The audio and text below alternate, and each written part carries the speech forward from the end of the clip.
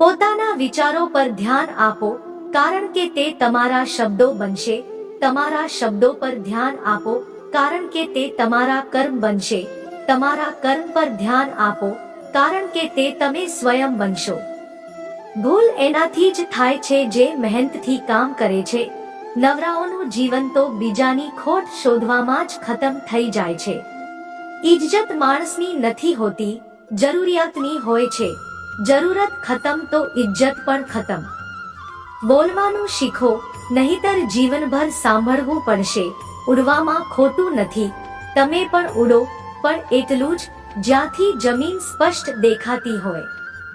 ફક્ત એ લોકો તમારી પરવાહ કરે છે જે તમને ત્યારે પણ સાંભળી શકે જ્યારે તમે ચૂપ હોવ. ચિંતા એટલી જ કરો જેટલામાં કામ થઈ જાય, એટલી નહીં કે જીવન જ ખતમ થઈ જાય.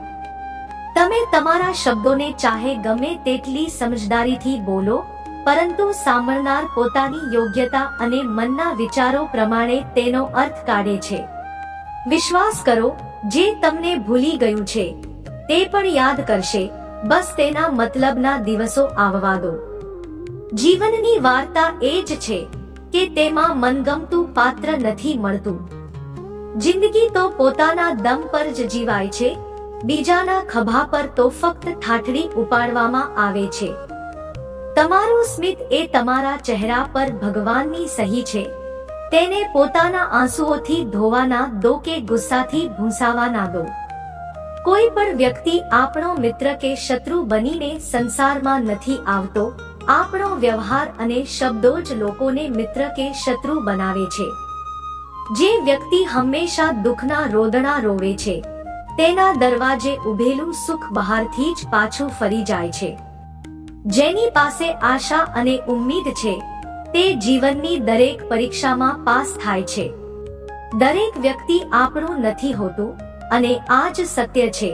કેટલા અજીબ છે આ દુનિયાના લોકો, રમકડા છોડીને લાગણીઓ સાથે રમે છે.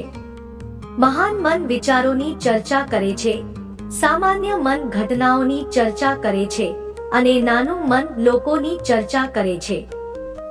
અહંકારના રાખો મિત્રો, સમયના સમુદ્રમાં ઘણા સિકંદર ડૂબી ગયા છે. આ 5 જગ્યાએ હંમેશા ચૂપ રહેવાનું શીખો. પહેલું, જ્યાં તમારા શબ્દોની કોઈ કિંમત ના હોય. બીજું, જ્યાં બોલ્યા પછી તમને પસ્તાવો ના કરવો પડે. ત્રીજું, જો તમારા બોલવાથી કોઈનું દિલ દુભાય.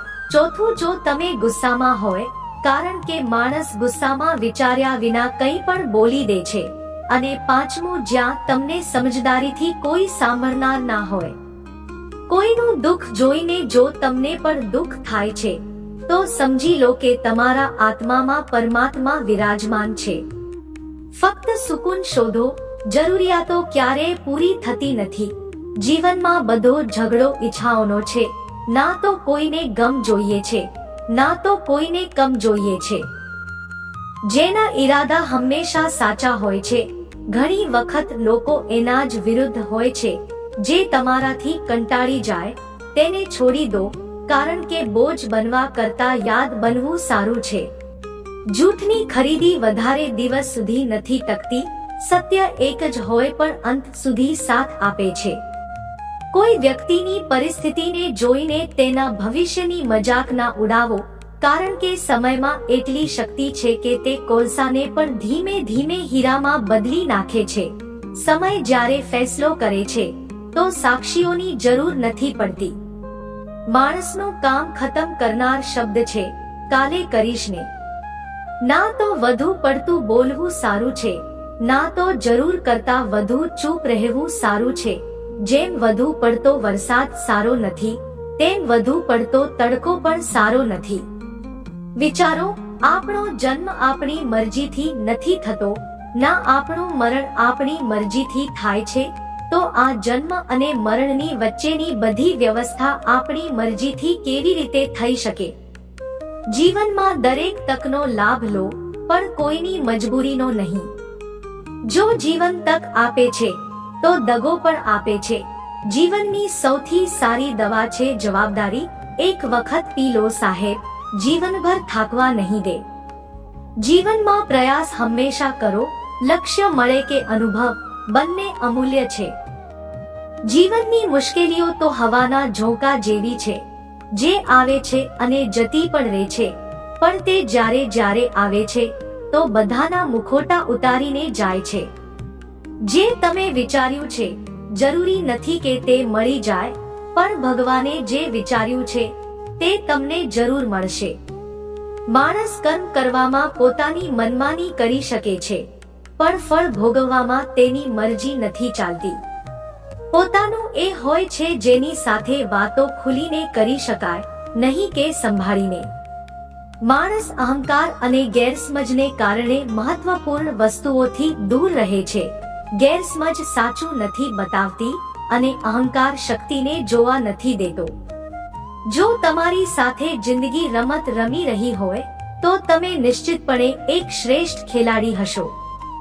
જિંદગીનું કામ છે ઠોકર મારવી, વિખરવું છે કે નિખરવું એ તો તમારા પર નિર્ભર કરે છે. આજે તમારા જીવનમાં કેટલી મુશ્કેલીઓ છે એનાથી કોઈ ફરક નથી પડતો. ફરક પડે છે તો બસ એ વાતથી કે તમે તેનો સામનો કેવી રીતે કરો છો. મનુષ્યને આ સંસારમાં જે પણ મળ્યું છે તેમાં તેને ખુશ રહેવું જોઈએ. જે નથી મળ્યું તેનું દુઃખ ના કરવું જોઈએ. માણસે જેટલું તેના માટે વિચાર્યું છે, ભગવાને તેના માટે તેનાથી વધુ વિચારીને રાખ્યું છે. તેથી ક્યારેય પણ કોઈ વસ્તુ વિશે ચિંતા ના કરો. પ્રભુ શ્રીરામે ઘરમાં વિરોધ સહન કર્યો છે. શ્રી કૃષ્ણએ પણ સમાજમાં ઘણું સહન કર્યું છે. આ તમારી સાથે પણ થશે, પણ જો તમે આનાથી ઉપર ઉઠશો તો જ તમારું નામ બનશે. બીજા પર નિર્ભર રહેવા વાળા લોકો ક્યારેય ખુશ નથી રહી શકતા. એટલે એ લાયક બનો કે તમારી ઈચ્છાઓ તમે સ્વયં પૂરી કરી શકો. એક ગામમાં આગ લાગી ગઈ. આગ વધતી જતી હતી. ગામના લોકો પોતાનો જીવ બચાવવા માટે અહીં ત્યાં ભાગી રહ્યા હતા. એક ચકલીએ આ દ્રશ્યને જોયું અને પોતાની ચાંચમાં પાણી ભરીને આગ ઓલવવાનો પ્રયાસ કરવા લાગી.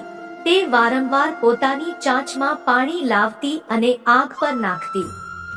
જ્યારે ગામના લોકોએ ચકલીને આગ પર પાણી નાખતી જોઈ તો તેમનામાં પણ જોશ આવ્યો અને બોલ્યા, જો આ ચકલી પ્રયાસ કરી રહી છે તો આપણે કેમ ના કરી શકીએ. બધાએ પ્રયાસ કર્યો અને આગ ઓલવાઈ ગઈ. આ બધું એક કાગડો જોઈ રહ્યો હતો. તેણે ચકલીને કહ્યું કે તારા પાણી નાખવાથી કંઈ થવાનું તો નહોતું, તો પછી એવું શા માટે કરી રહી હતી? ચકલીએ કહ્યું, મારા પાણી નાખવાથી કંઈ થયું કે ના થયું, પરંતુ મને ગર્વ છે કે જ્યારે આ આગની વાત થશે તો મારી ગણતરી આગ ઓલવનારાઓમાં થશે, તારી જેમ તમાશો જોનારાઓમાં નહીં. એક વખત એક ખેડૂત પોતાના ખેતરમાં કામ કરી રહ્યો હતો.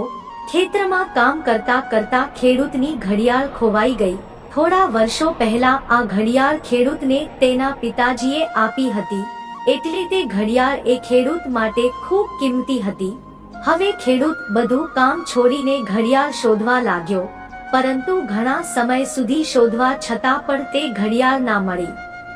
ત્યાર પછી ખેડૂતે નજીકમાં રમી રહેલા બાળકોને બોલાવ્યા અને તેમને કહ્યું, બાળકો, આ ખેતરમાં મારી ઘડિયાળ ખોવાઈ ગઈ છે.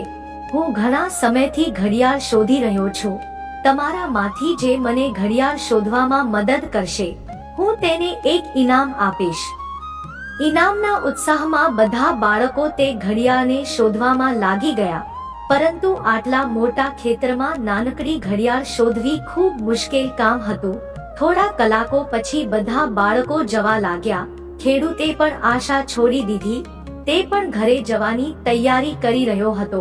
છેલ્લે એક બાળક ખેડૂત પાસે આવ્યો અને ખૂબ શાંતિથી કહ્યું કે બધા બાળકો જતા રહ્યા, બસ મને થોડી વાર વધુ ઘડિયાળ શોધવા દો.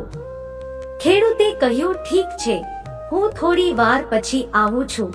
તું જો ત્યાં સુધી ઘડિયાળ મળે છે કે નહીં. ખેડૂત જ્યારે 20 મિનિટ પછી પાછો આવ્યો ત્યારે બાળકના હાથમાં ઘડિયાળ હતી. ખેડૂત આશ્ચર્યચકિત થઈ ગયો અને બાળકને પૂછ્યું કે આટલી જલ્દી તને ઘડિયાળ કેવી રીતે મળી ગઈ. બાળકે કહ્યું, બધા જતા રહ્યા હતા, પછી એટલી શાંતિ હતી કે હું ધીમે ધીમે આખા ખેતરમાં ફરીને અવાજ સાંભળવા લાગ્યો. જેવો શાંતિમાં મને અવાજ સંભળાયો તેવી મને ખબર પડી ગઈ કે ઘડિયાળ ક્યાં છે. મિત્રો, આ વાર્તા શાંત દિમાગનું ખૂબ જ શ્રેષ્ઠ ઉદાહરણ છે. જ્યારે આપણું દિમાગ શાંત હોય છે તો દરેક મોટી ચિંતા ખતમ થઈ જાય છે અને આસપાસનો ઘોંઘાટ પણ ખતમ થઈ જાય છે. તો આપણું દિમાગ આપોઆપ કામ કરે છે અને આપણને સાચી દિશા બતાવે છે. મિત્રો, આ વિડીયોમાં બસ આટલું જ. જલ્દી મળીશું આપણે બીજા જ્ઞાનવર્ધક વિડીયો સાથે. વિડીયોને અંત સુધી જોવા બદલ તમારો ખૂબ ખૂબ આભાર. જય શ્રી કૃષ્ણ.